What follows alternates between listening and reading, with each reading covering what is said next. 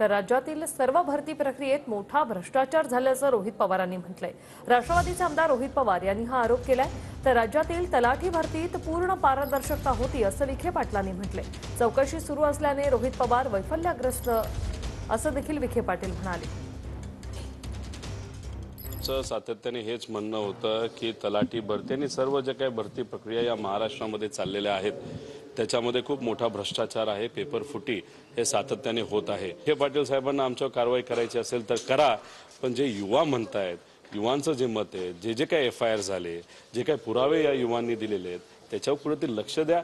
काल महाज्योतीचा सुद्धा पेपर तिथं फुटला हे आपण सर्वांनी तिथं बघितलं आणि हे दुर्लक्ष करत चाललेत। म्हणजे तुम्ही भ्रष्टाचार जर करत असाल नाही तर याच्यामध्ये जर आर्थिक व्यवहार झाला असेल तर या गरीब मुला मुलींच्या भवितव्यावर का तुम्ही करताय असं आमचं मत आहे।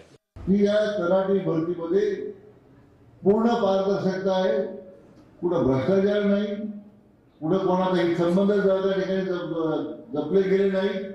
महाराष्ट्राच्या इतिहासामध्ये एवढी पारदर्शक पद्धतीने तलाठी भरती कधी झाली नाही आता आपण करू शकतो।